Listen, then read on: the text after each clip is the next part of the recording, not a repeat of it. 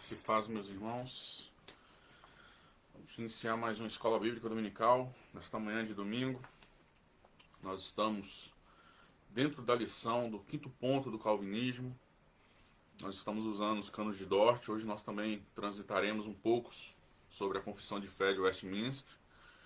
E nós estaremos aí então caminhando para o encerramento deste propósito que nós estabelecemos em nossa igreja, que é percorrer o caminho dos termos, para que nós possamos avançar em mais doutrinas substanciais para a nossa fé. Então nós estamos no quinto ponto, nos canos de Dort. Como sempre, nós iremos ler o texto e separar alguns termos chaves desse texto, e assim podemos entender melhor essa doutrina. É lógico que nós não iremos exaurir todos os assuntos, porque nós carregaremos esse termo até o fim das nossas vidas, né, nos maravilhando com essa doutrina, mas nós podemos já inicialmente desenvolver o assunto, entender este termo, para que possamos realmente ser consistentes na fé. E assim nós estamos então no quinto subtópico do capítulo 5 dos canos de Dort, e aí nós iremos então continuar a partir desse ponto, falar um pouco sobre santificação.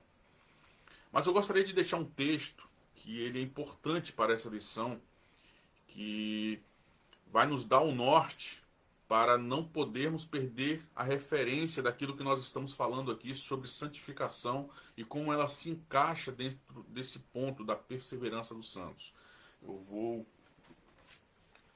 abrir a palavra de Deus em Efésios capítulo 2, versículo 10.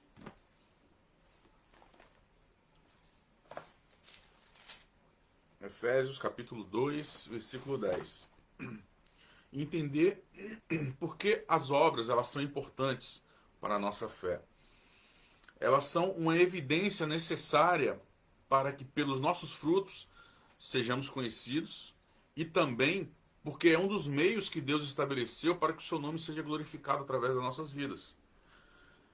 Pois somos feitura sua, criados em Cristo, para as boas obras, as quais Deus preparou para que andássemos nelas. Então, nós temos aqui a exposição bíblica que nós faremos boas obras porque somos quem somos, porque fomos regenerados e agora estamos aptos a produzir frutos do Espírito. E nunca para sermos salvos. As obras, então, ela tem esse propósito de evidenciar quem nós somos, dando testemunho do nosso Deus, da obra que Deus realizou profundamente, longe dos nossos olhos. Então é lógico que essa fé que foi preparada por Deus para todo aquele que nele crê, em Cristo Jesus, é uma fé que é um dom, e este dom necessariamente produzirá frutos.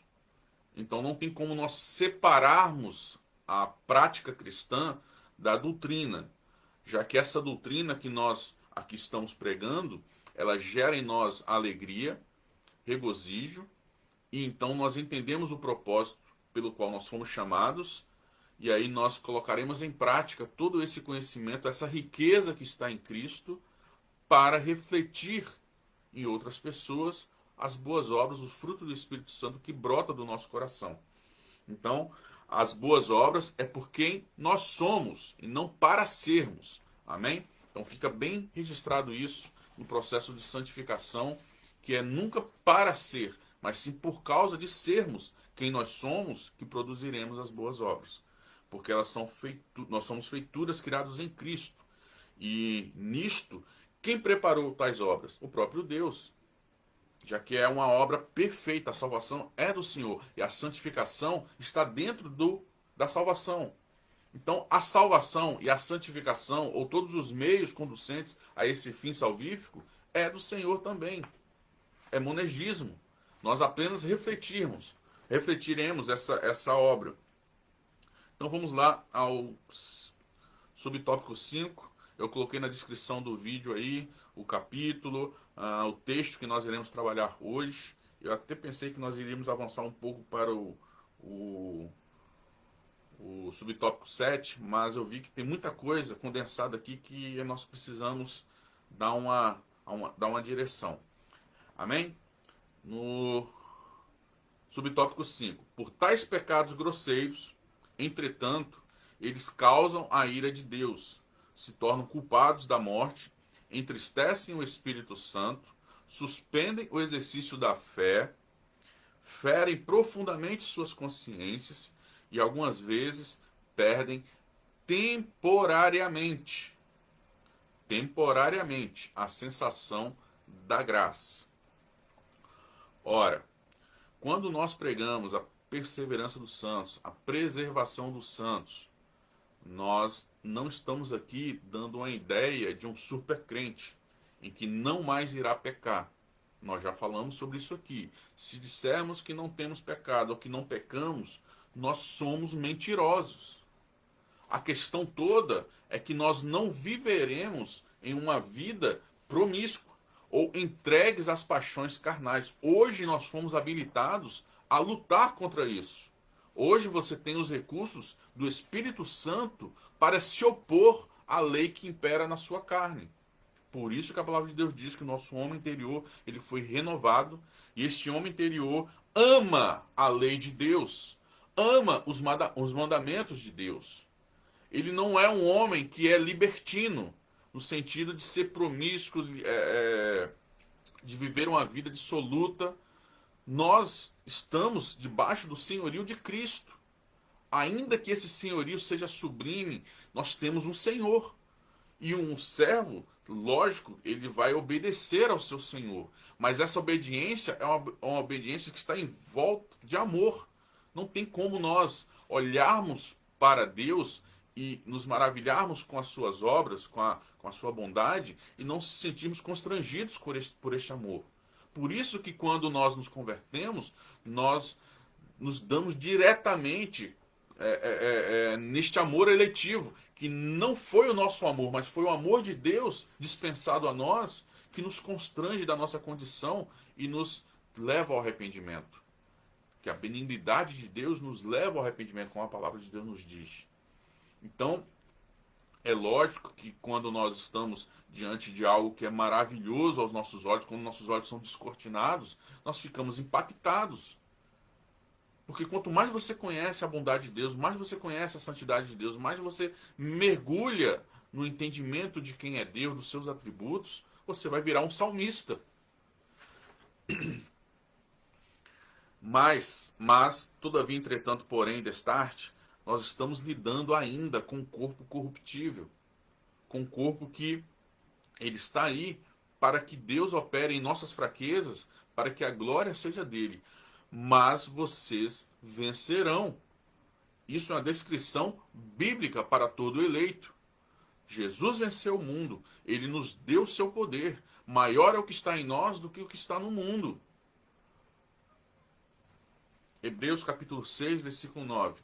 Mas de vós, ó amados, esperamos coisas melhores e coisas que acompanham a salvação, ainda que assim falamos. Então veja que quando eu sou regenerado, eu sou salvo, vai acontecer um pacote completo de meios conducentes a esse fim. E dentre esses meios nós temos a santificação, que é uma luta contra o pecado e não uma escravidão. Então hoje você combate o pecado porque você recebeu poder para isso. Você está sendo o templo do Espírito Santo e a obra do Espírito é que você produza frutos do Espírito.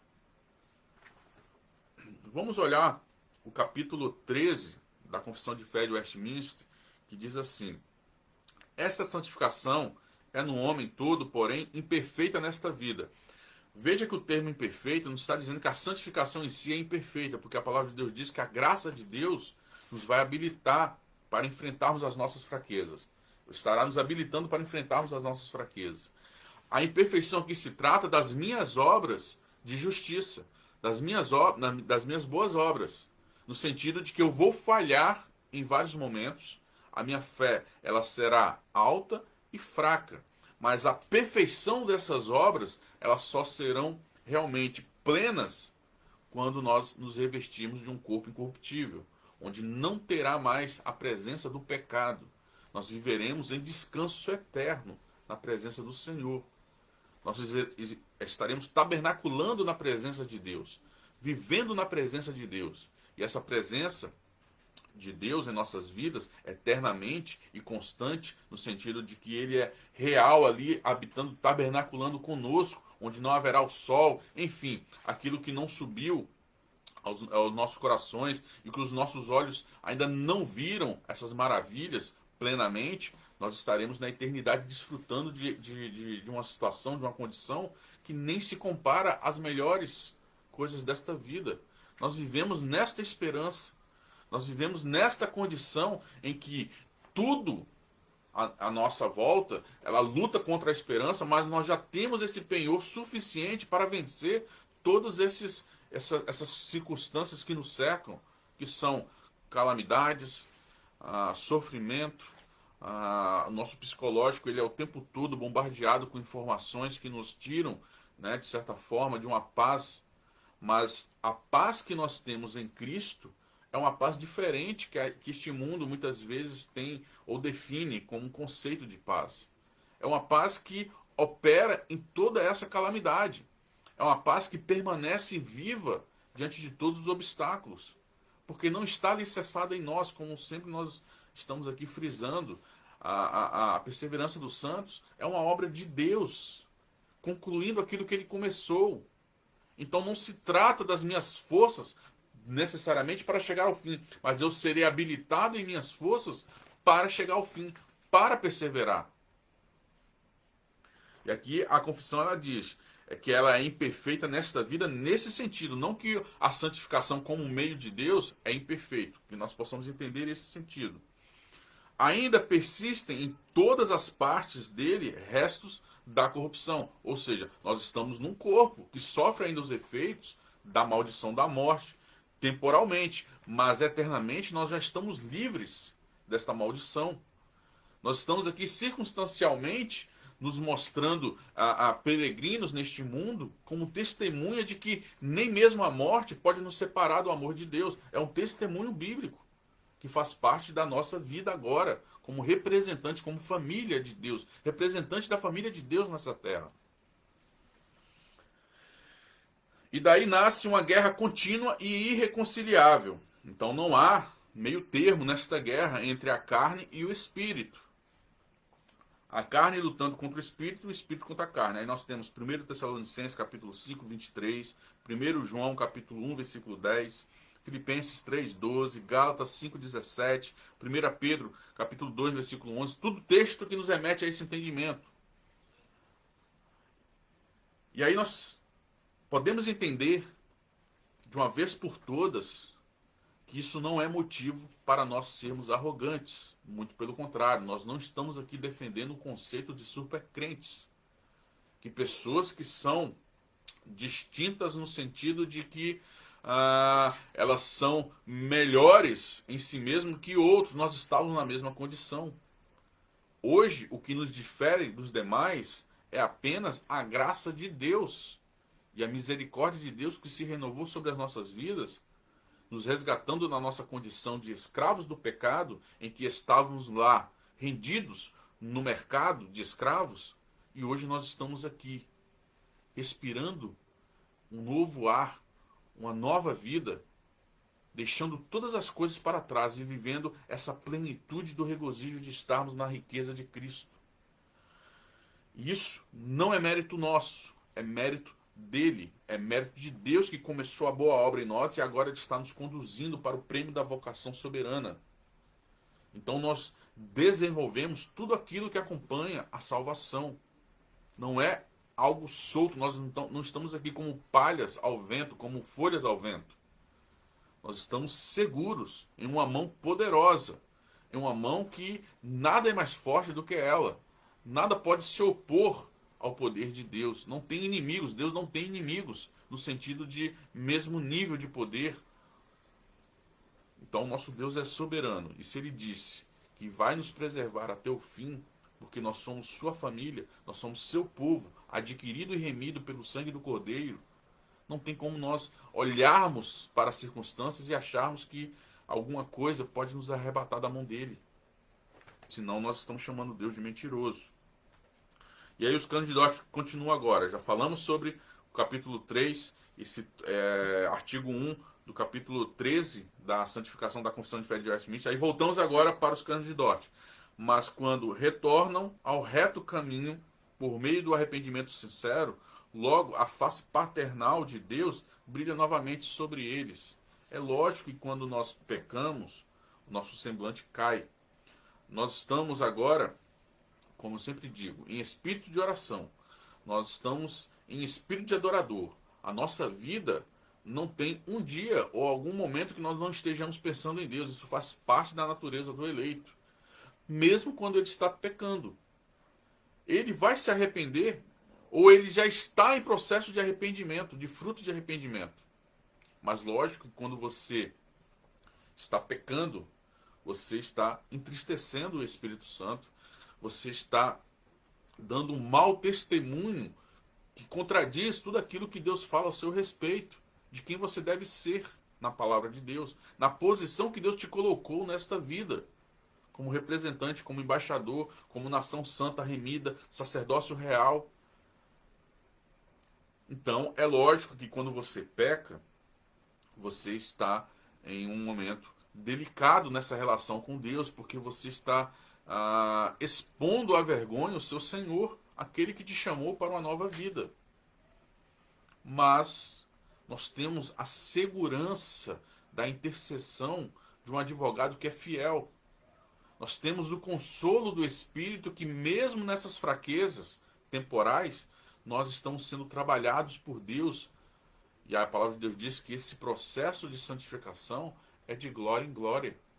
E aí nós temos então a certeza de que se o nosso coração é um coração regenerado, não tem como esse coração regenerado ficar longe da presença do Pai, não desejar a presença do Pai.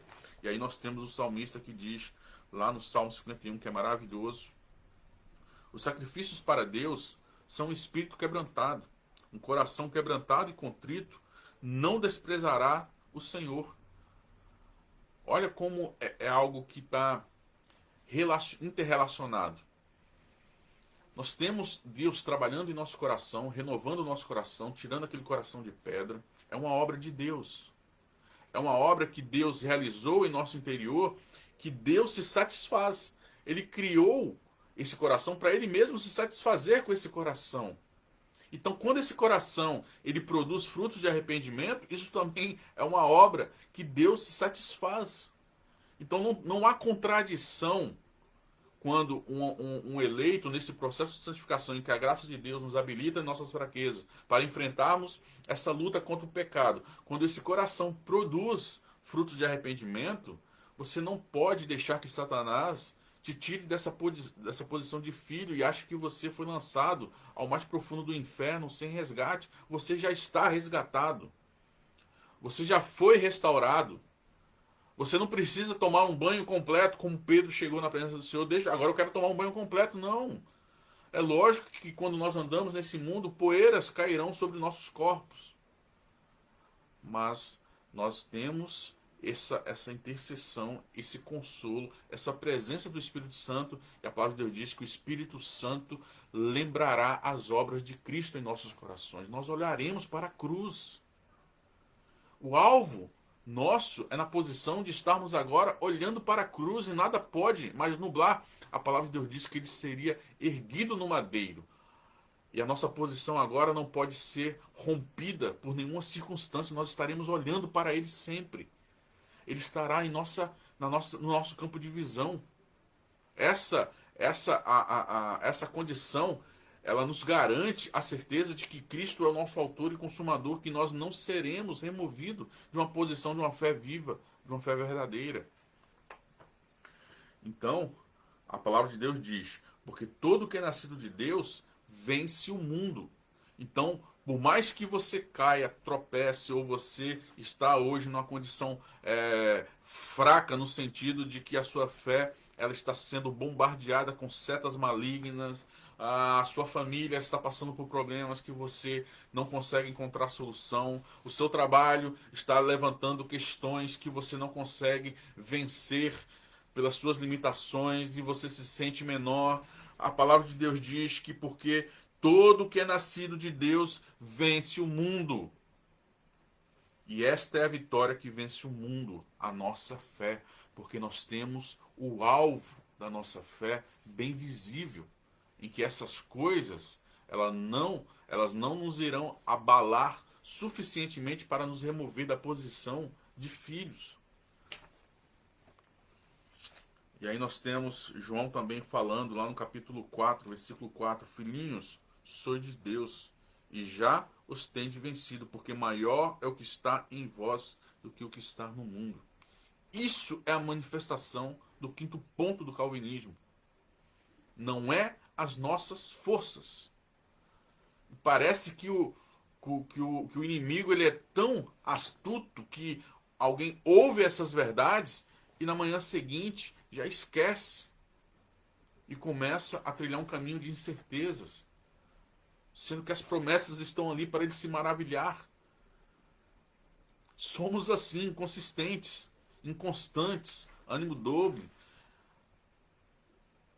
Mas nós temos uma fé, que é um dom de Deus, e a palavra de Deus nos diz que não depende do nosso poder, mas da graça de Deus, que opera em nossas fraquezas, para que sejamos então vitoriosos nesta guerra.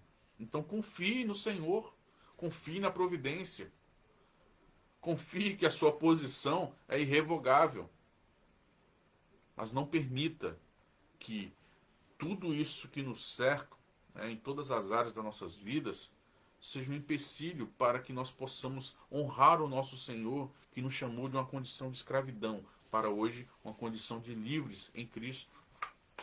Por isso que a palavra de Deus diz: sereis livres se o Filho vos libertar.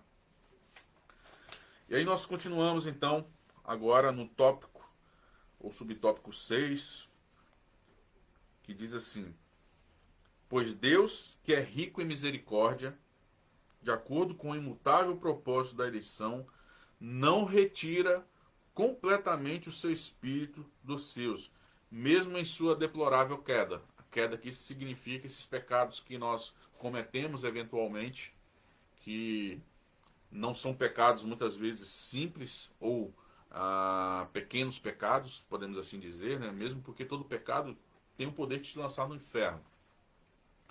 E somente em Cristo nós poderíamos ser salvos deste único pecado que poderíamos cometer, que tem poder suficiente para nos lançar no inferno, por mais pequeno que ele seja.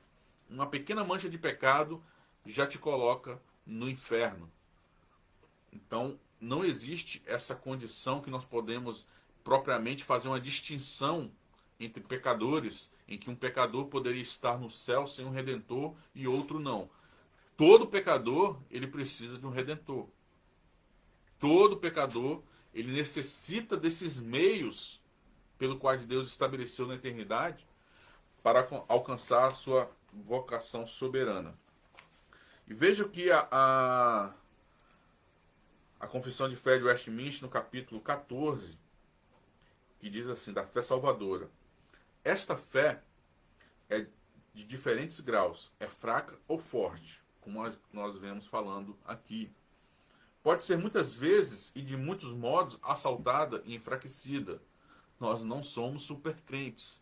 Nós sabemos que se depender de nossas forças, nós vamos falhar. Basta uma pequena notícia e já nos desestabiliza. É ou não é? Nós somos assim, inconsistentes, inconstantes, fracos nas nossas determinações. Muitas vezes nós nos sentimos, gigantes como Pedro, que disse que enfrentaria exércitos em nome de Cristo, e bastou uma simples serva, para remover ele daquela posição, ao ponto dele negar o seu Senhor. Então não sejamos arrogantes. O dia mau é real. A dor neste mundo é real. O mal que impera neste mundo é real. Nós não precisamos aqui pintar um mundo cor-de-rosa para o cristão, para que ele possa permanecer numa fé viva. É justamente o contrário. Nós não alimentamos a vã esperança e nós nos apropriamos das bênçãos que estão destinadas para nós em Cristo, que foram alcançadas pela sua morte. E elas estão à sua disposição para isso. Mas sempre alcança a vitória, né? Nós temos uma situação que nós podemos ter assaltos, forças maiores que a nossa, nos tornando fracos, mas sempre alcança a vitória. É o que a Confissão de Fé de Westminster diz. Em contrapartida, muitos dirão que não, que o cristão entrará em desespero absoluto e morrerá sem esperança. Nós vamos falar sobre isso hoje. Isso é um ataque à palavra de Deus. Por mais que você tenha sendo piedoso com aqueles que morreram, mas aqueles que morreram vão resolver suas vidas com Deus. Nós precisamos pregar para os vivos, para que esses que estão sofrendo hoje possam olhar para a palavra de Deus e encontrar o refrigério, que não são palavras ao vento, palavras sem sentido, é o poder de Deus. Nós estamos lidando aqui com proposições, com a verdade, que é o poder de Deus. Não é simplesmente uma doutrina bonitinha que não serve para nada, que apenas são mensagens poéticas aos nossos ouvidos, como se nós estivéssemos ouvindo um poeta no seu lirismo, na sua maneira de se expressar, e nós ficarmos maravilhosos com palavras bonitas, mas que não tem peso nenhum. Nós estamos tratando aqui do poder de Deus, do poder para a salvação, do Evangelho de Cristo, do Emanuel, do Deus presente conosco, do Evangelho da graça de Deus. Nós temos vários predicativos, vários adjetivos ao Evangelho. E nenhum deles diz que o Evangelho ele é ineficaz. Ele vai produzir efeitos. E efeitos que foram determinados por Deus na eternidade, que descreve perfeitamente a qualidade e quem é o eleito. Atingindo em muitos a uma perfeita segurança em Cristo, que não é somente o autor, como também o consumador da fé. Então, esta fé é de diferentes graus, é fraca ou forte, pode ser muitas vezes e de muitos modos assaltada, enfraquecida, mas sempre alcança a vitória, atingindo em muitos a uma perfeita segurança em Cristo, que não somente o autor, como também o consumador da fé. Aí nós voltamos para os canos de Dort. Nem tampouco permite que venham cair tanto que recaiam da graça da adoção e do estado de justificado. Ora, isso aqui é importante para nós. Uma vez regenerados, uma vez novo nascimento, não tem como nós voltarmos a ser o que éramos antes. Como o que eu disse, que esta graça foi alcançada pela cruz, pela morte de Cristo. Essas bênçãos celestiais, elas são derramadas a nós mediante os méritos de Cristo, não estão alicerçadas nas nossas forças ou em algum poder que habita em nós. Então é uma obra que não volta atrás. Mas Satanás consegue colocar no coração de muitos quando eles pecam gravemente contra Deus. O que mais nós temos na igreja são pessoas atormentadas por causa de falhas temporais, pecados gravíssimos temporais. E essas pessoas vivem anulando essas promessas até que alguém faz elas lembrarem dessas promessas que estão em Cristo. E é o que eu quero te lembrar hoje, que você tem promessas reais ao seu respeito. Promessas que, mesmo que Satanás esteja agora tentando colocar elas no tribunal de Deus contra a sua vida, a palavra de Deus diz que você é um tição tirado do fogo. Que Satanás não tem mais argumentos contra a causa de Cristo neste tribunal de Deus. É muito sério o que eu estou falando, porque isso tem oprimido a igreja brasileira com uma condição de legalismo, anulando a graça que nós recebemos em Cristo.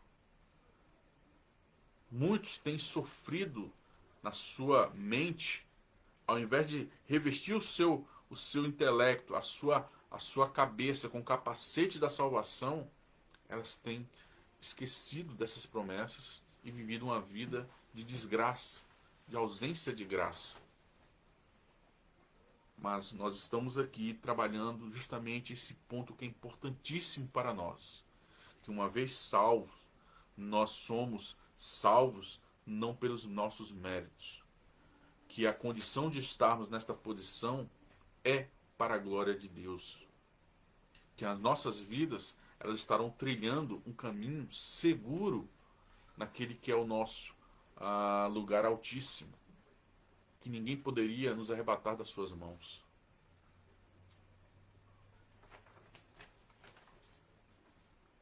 Lá em Romanos, capítulo 10, versículos 6 e 7 diz: mas a justiça que é pela fé diz assim: não digas em teu coração, quem subirá ao céu, isto é trazer do alto a Cristo, ou quem descerá ao abismo, isto é tornar a trazer dentre os mortos a Cristo. Nós começaremos agora a trilhar um caminho que nós precisamos entender, que nós julgamos pela reta justiça os frutos.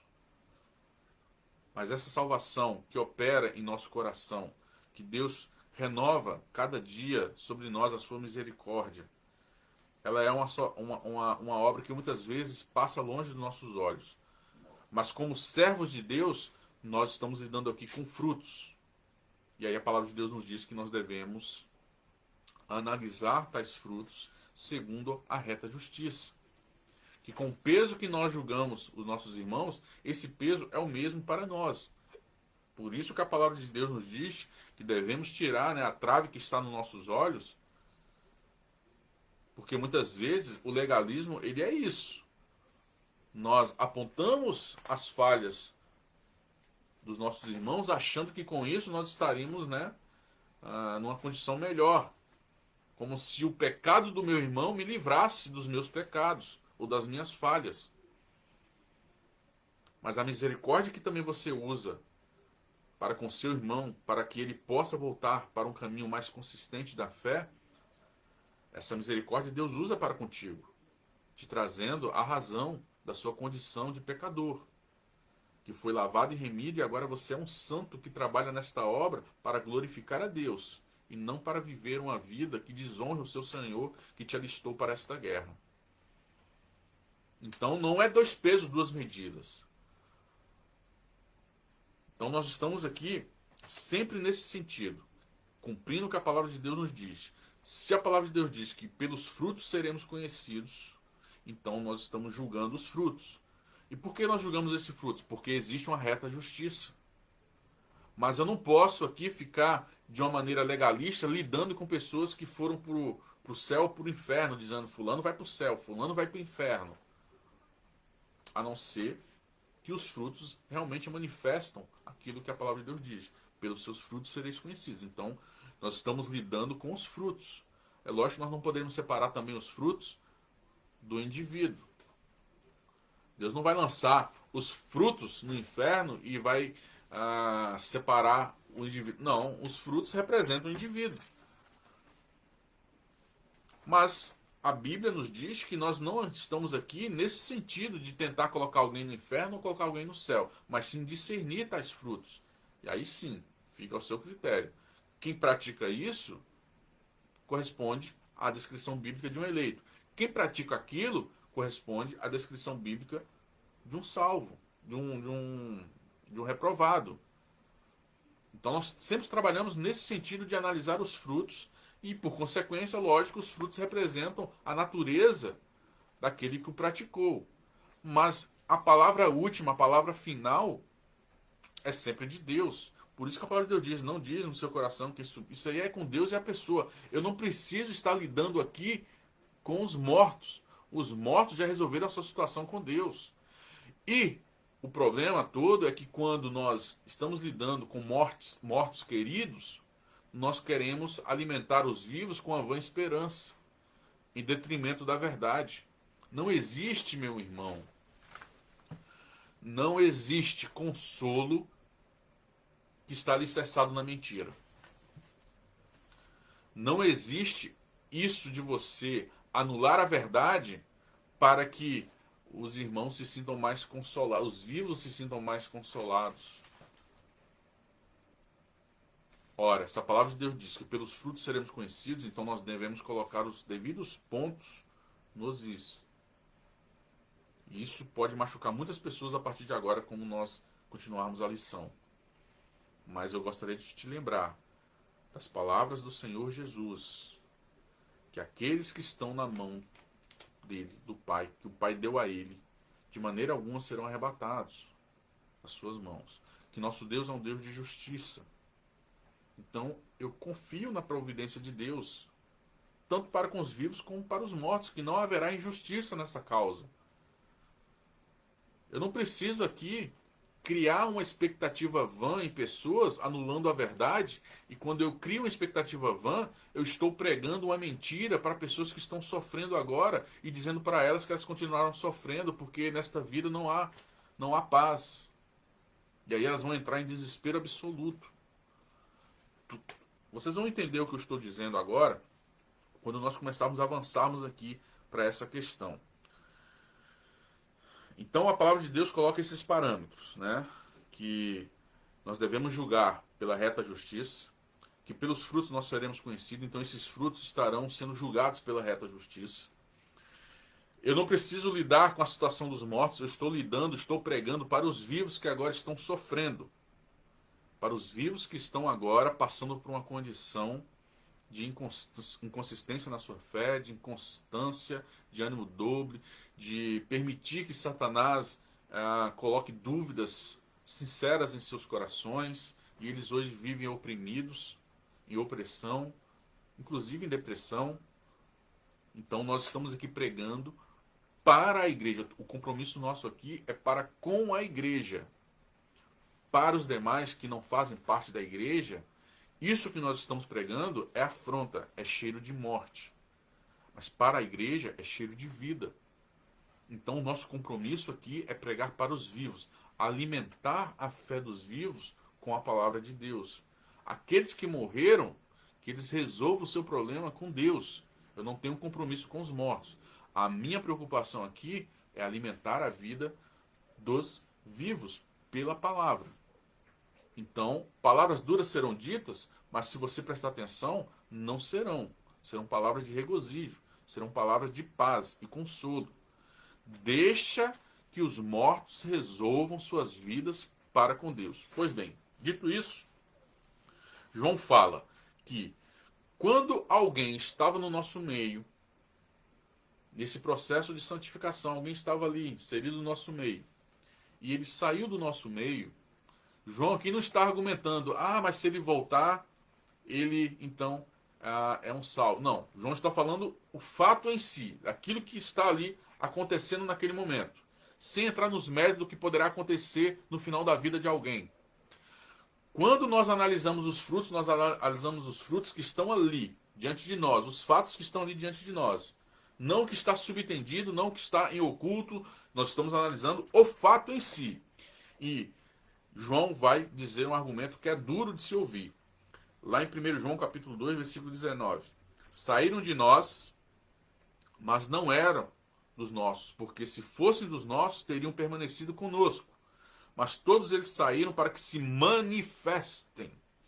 Manifeste que não são dos nossos.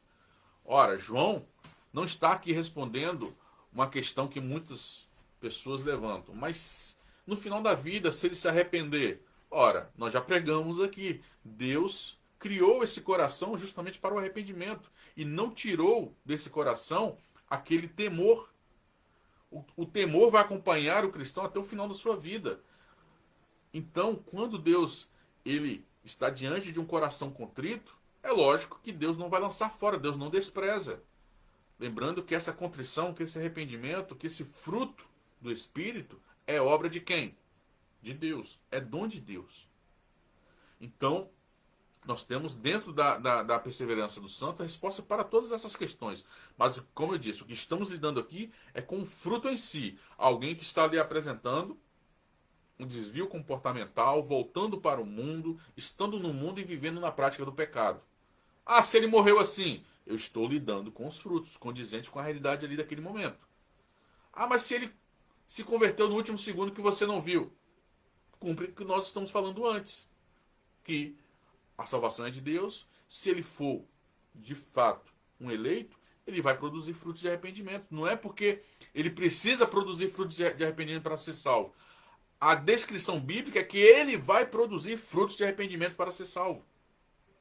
Não é que está condicionado ao seu arrependimento para ser salvo, mas é que por meio do seu arrependimento, Deus vai salvar, assim como por meio da santificação, por meio da regeneração. Que tudo isso é obra de Cristo, por Cristo, para Cristo. Então não existe salvação sem esses meios que Deus decretou na eternidade. E não é que eles são condicionados a isso, mas porque isso é uma descrição que a Bíblia fala do eleito. Então, em um momento que eu não sei, pode acontecer longe dos meus olhos, se ele é um eleito, a Bíblia vai dizer que ele não vai morrer em pecado negando a Cristo. Ele não vai morrer em desespero absoluto negando a paz de Cristo. Ele não vai morrer em pecados de idolatria, de feitiçaria, de praticando essas imundícies. É uma descrição que nós estamos aqui falando, e não por causa de você ser assim que você será salvo, mas você foi chamado para ser diferente disso. Ainda que seja no último minuto da sua vida, longe dos olhos de todo mundo, entre você e Deus. Eu não estou entrando aqui nos méritos, estou analisando os frutos. Se alguém morreu praticando idolatria, desviando sua fé do único e verdadeiro Deus, isso é uma evidência de que ele nunca foi o quê? Eleito. É o que João está falando. Se eles estavam no nosso meio, mas agora estão em uma outra condição, eles não são do nosso meio, para que se manifeste que eles não são do nosso meio. Se alguém morreu em um motel, em um ato de adultério, mostrando que ele vivia uma vida escondida da sua esposa, ele apenas manifestou quem ele é. Nós não estamos entrando aqui em outros méritos. Nós estamos trabalhando frutos. E esses frutos nos condiz com a realidade da nossa natureza, porque pelos frutos seremos conhecidos. Um fruto bom será condizente com a natureza boa. Um fruto maligno será condizente com a natureza não regenerada, maligna. Cada fruto, né, na sua árvore. Mas eu não posso aqui falar daquilo que aconteceu no secreto. Eu estou lidando, por isso que eu disse, a partir desse momento, nós estamos lidando sempre com os frutos, para que vocês não me interpretem mal aquilo que eu estou dizendo. Ah, irmão, mas só existe um pecado imperdoável. Sim, só existe um pecado imperdoável, que é a blasfêmia contra o Espírito Santo.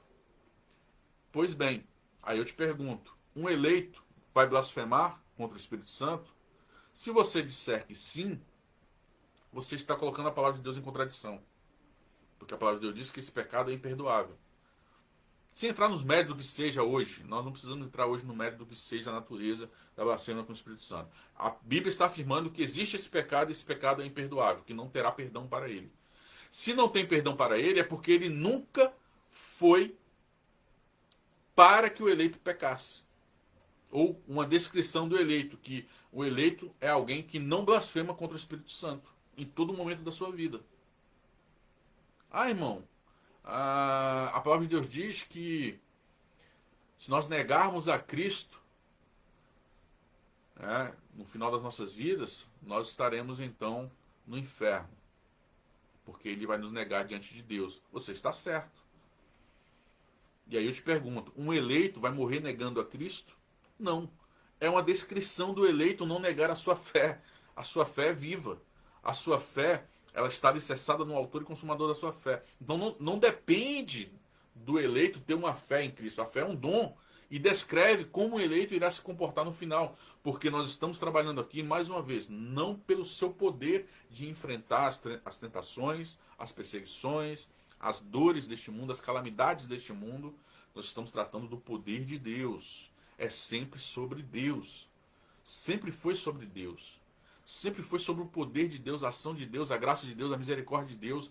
Todos os meios, inclusive o quinto ponto, é Deus. A santificação, nós estamos falando de Deus, da obra de Deus, da graça de Deus em nossas vidas. Então, eu te descrevo que um eleito não vai morrer negando a Cristo até o fim. Ele pode negar a Cristo temporalmente. Ele pode cometer pecados temporalmente, inclusive pecados graves. Nós não estamos aqui nos eximindo de falar sobre isso. Nós temos pecados graves que são atribuídos a homens de Deus que se diziam seu coração segundo o coração de Deus. Então, eu defendo que um eleito também, uma outra descrição do eleito, é que ele não entra em desespero absoluto. ao ponto de perder toda a sua fé, ao ponto de morrer em uma situação de desgraça, abandonado. Nós estamos lidando aqui com uma força que opera em nossa fraqueza. Jesus está no Getsemane, ele está sofrendo, mas a palavra de Deus diz que o anjo foi lá para consolar o Senhor Jesus.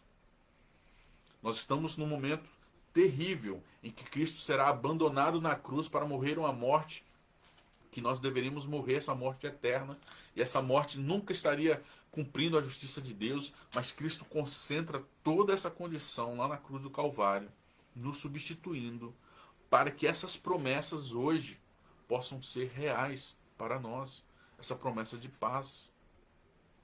Então, você está negando a palavra de Deus, você está negando todos os exemplos que nós temos na Bíblia, como Deus descreve os eleitos, que eles vão passar por dificuldades, eles vão pecar, eles vão passar por momentos de crise existencial, como acontece com Elias.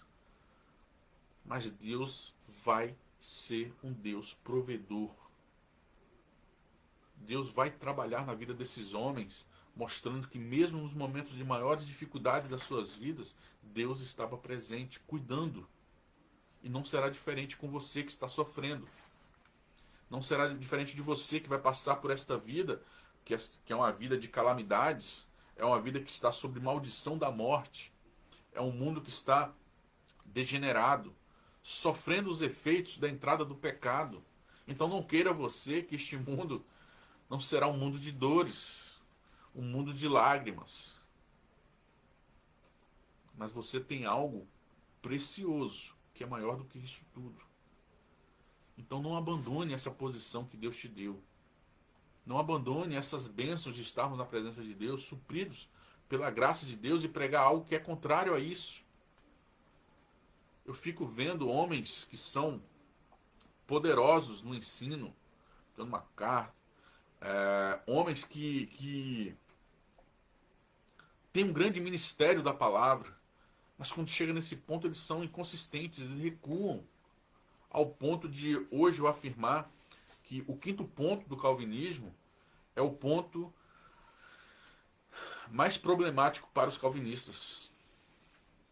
Para os arminianos, talvez o terceiro ponto do calvinismo é o ponto que eles mais têm dificuldade de aceitar. Mas quando nós estamos tratando de calvinistas, no momento que nós falamos sobre as implicações do quinto ponto do calvinismo, nós temos um problema sério de recuar em tudo aquilo que a palavra diz sobre quem é o eleito, ou como Deus decretou a morte de um eleito. E aí as pessoas vão dizer que Deus decretou a morte de um eleito, que ele vai morrer em desespero total, absoluto. Nós vamos ver o que a Confissão de Fé de Westminster diz sobre esse ponto, já que nós estamos já passando do tempo. Mas antes eu gostaria de reproduzir uma entrevista para que você entenda, e aí nós vamos fazer o contraponto com a Confissão de Fé de Westminster, para ver se eu estou pregando algo aqui que eu estou inventando agora nesse momento. Eu sou pioneiro nessas verdades. Então eu só estou repetindo aquilo que muitos já entenderam. Porque não depende também, mesmo que muitos não tivessem pregado sobre isso, mas isso está na palavra, é sua obrigação pregar.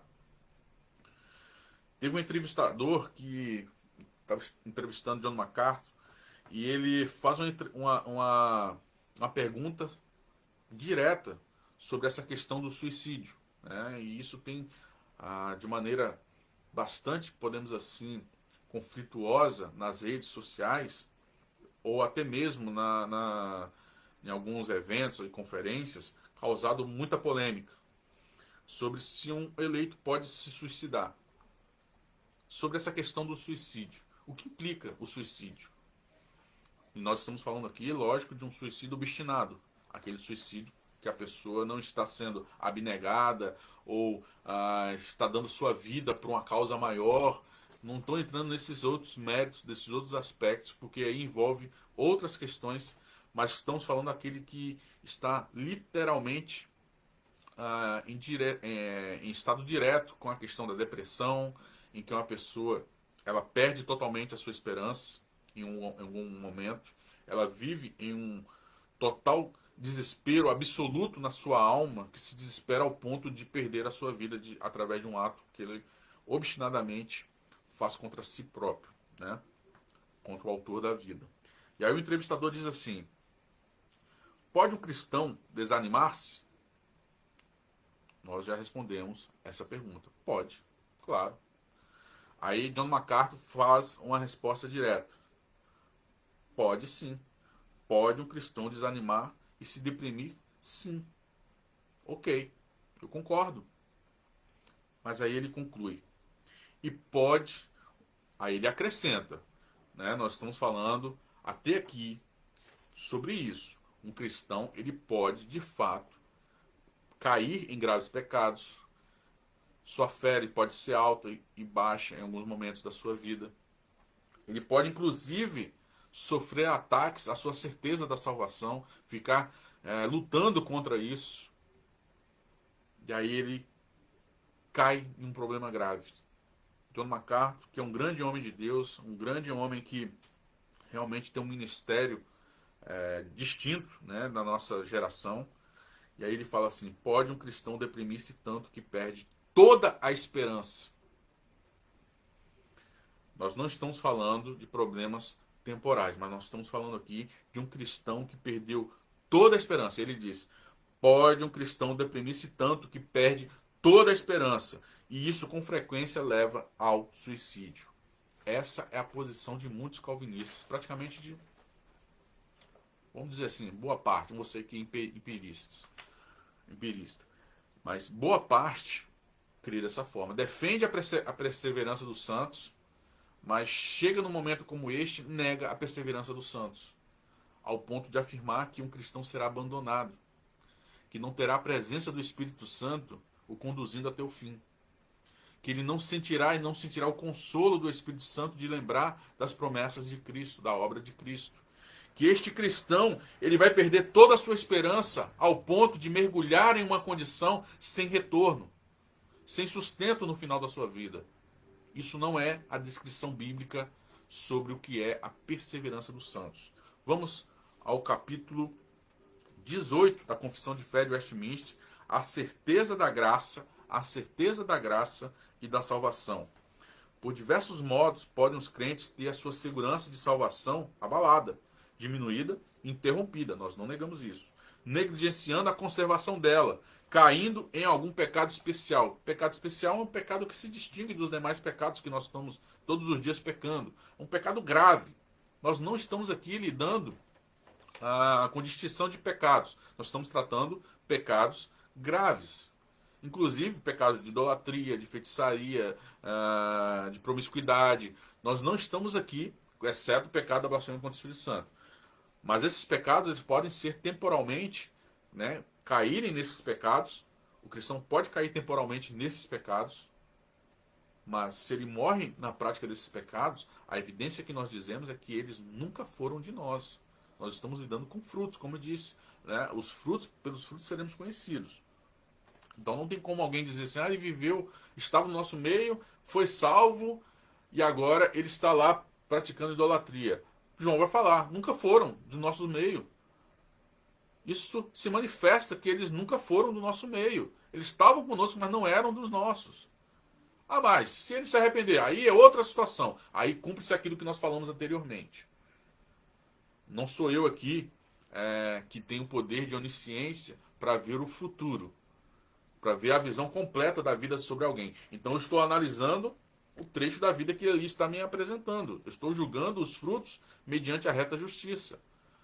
Não seja incrédulo também em definir a vida de alguém, essa pessoa ainda estando viva, né? Como acontece com filhos que se desviam, pessoas que estavam na igreja e hoje estão passando por um momento de afastamento. Não queira já decretar a pessoa como uma pessoa réu do inferno, no sentido de que ela já está no inferno. Você não sabe, você não tem a visão completa da vida da pessoa. Deus não te revelou, né? Deus não te deu esse poder de você ter uma visão plena da realidade, já que Deus é o único que está no início e fim de todas as coisas.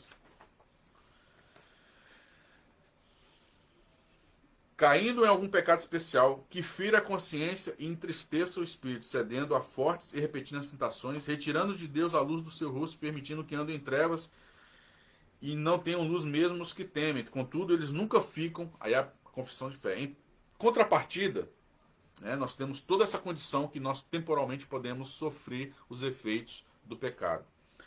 Contudo, eles nunca ficam inteiramente privados daquela semente de Deus. Lembra?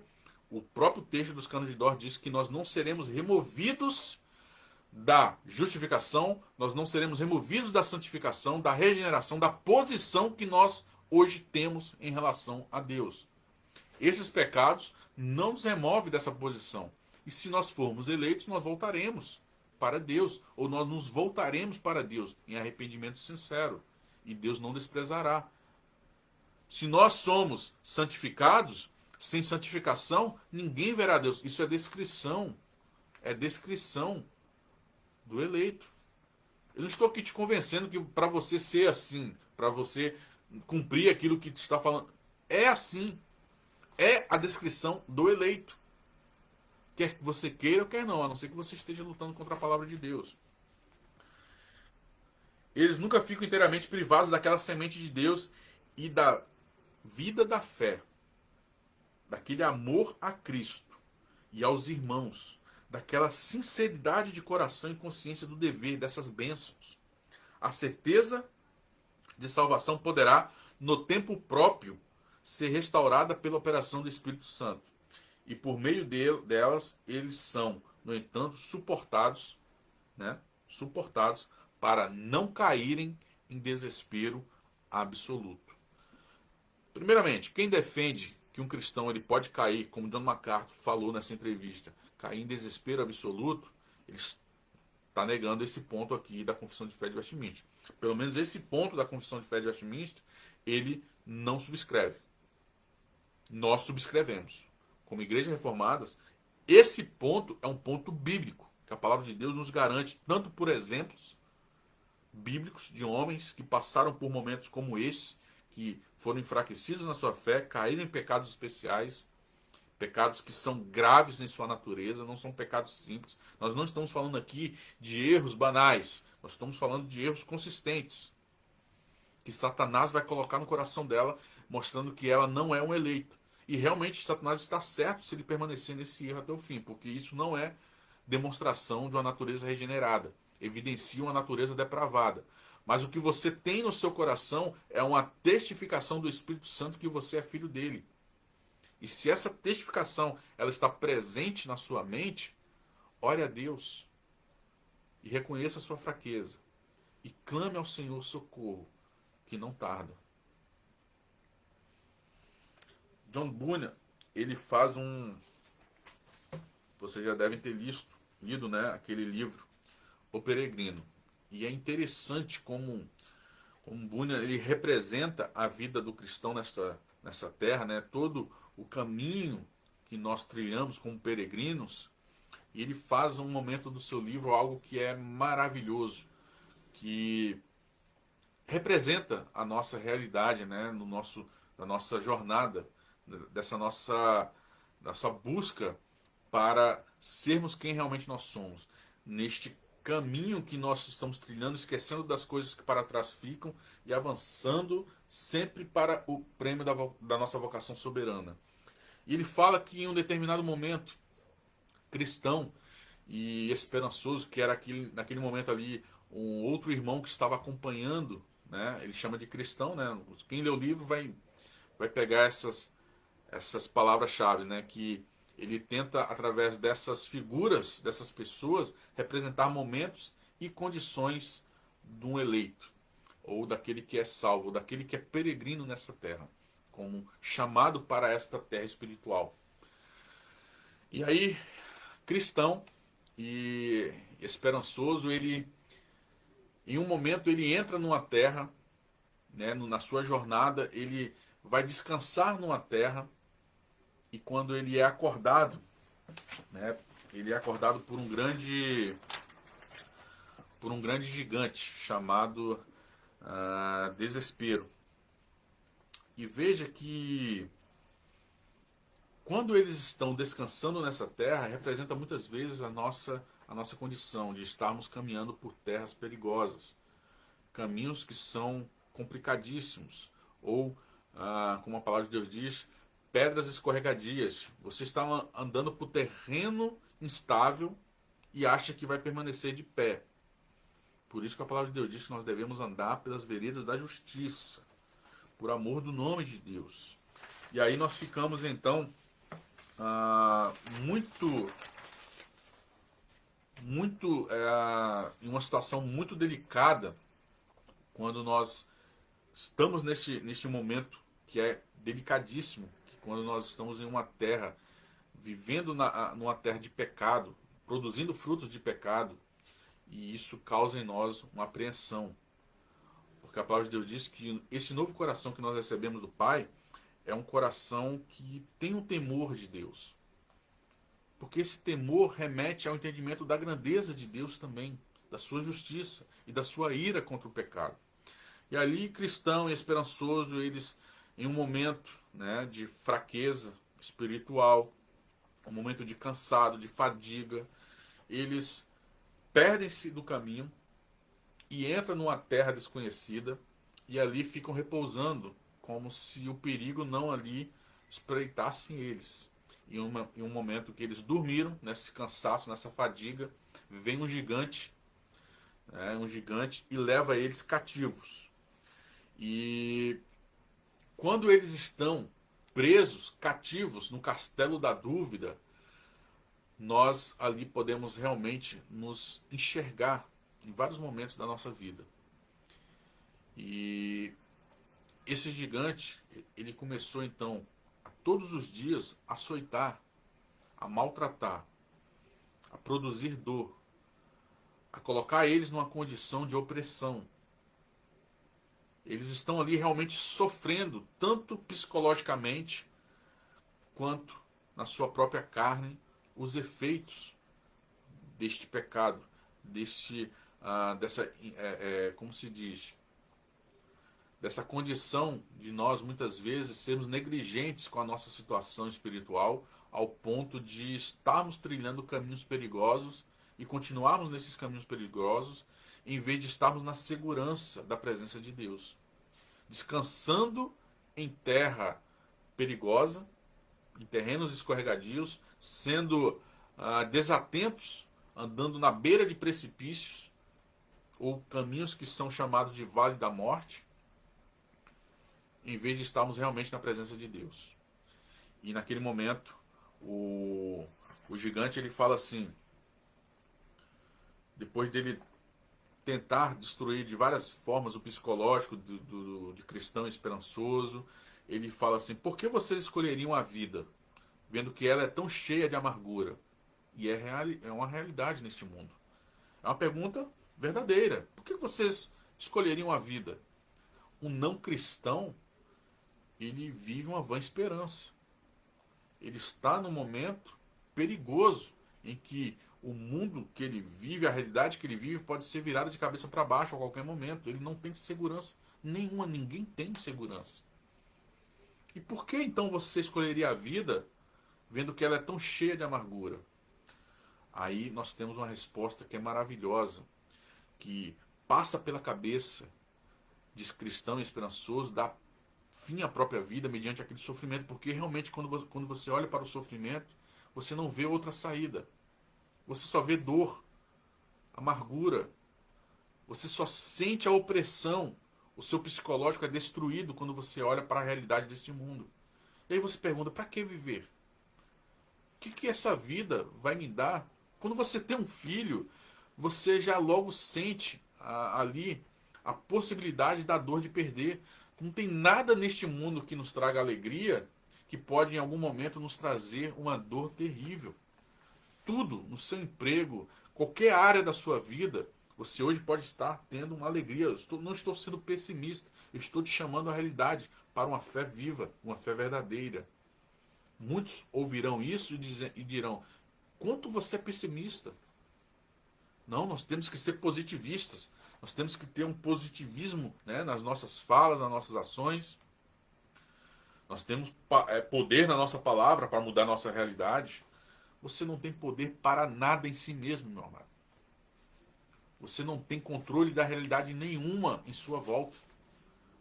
Como eu disse, Hoje você pode estar se regozijando em algo e amanhã esse ídolo que você criou para você vai te estar trazendo uma dor terrível, porque você não tem controle, nem poder suficiente para garantir o final da realidade desse ídolo que você criou em seu coração.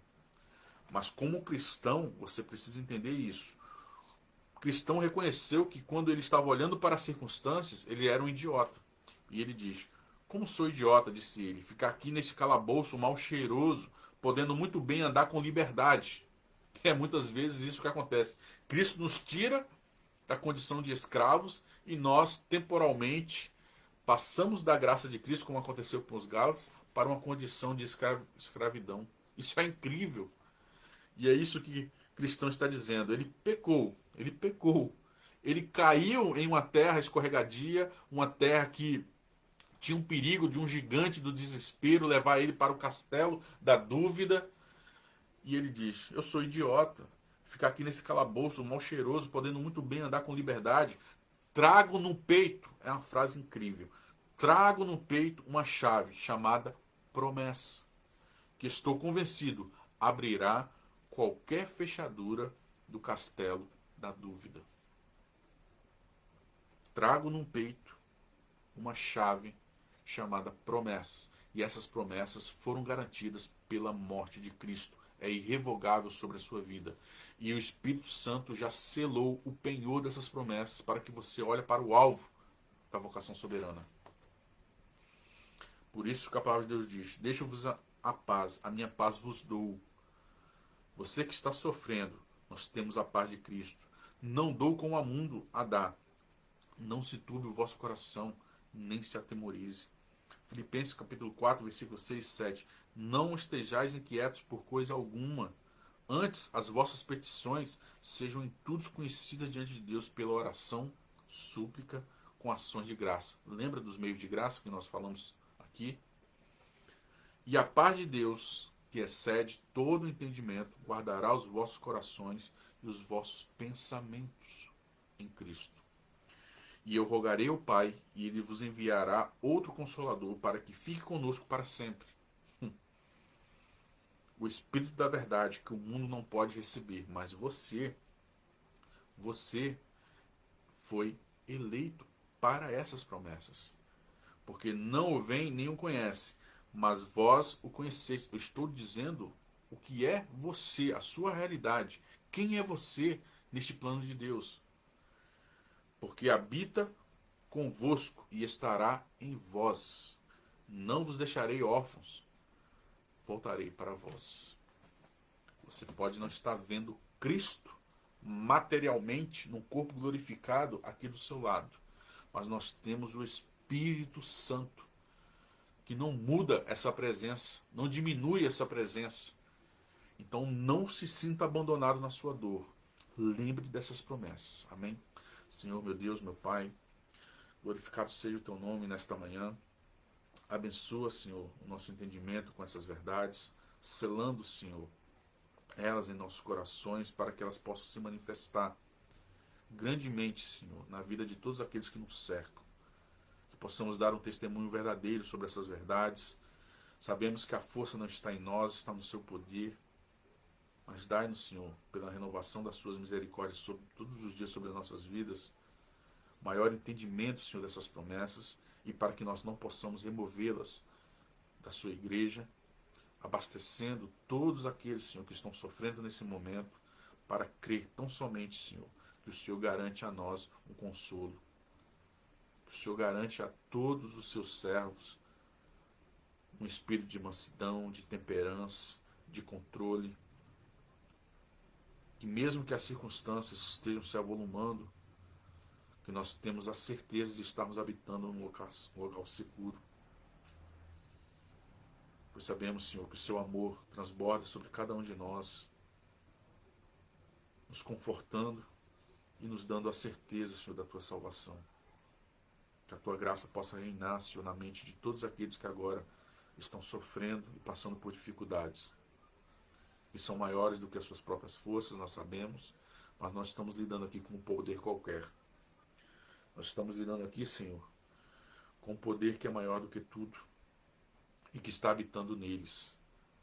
Abasteça a tua igreja com essas verdades, para que possamos, Senhor, ser resilientes, enfrentar as dificuldades, enfrentar o mal, não pelas nossas forças, mas para que o seu nome seja glorificado nesses vasos de barro. Glória te damos, em nome de Jesus. Amém. Fique agora com o pastor Felipe, em uma mensagem bíblica. Estará entrando aí mais alguns minutinhos neste mesmo canal. Que Deus possa abençoar a sua vida aí nessa semana que entra.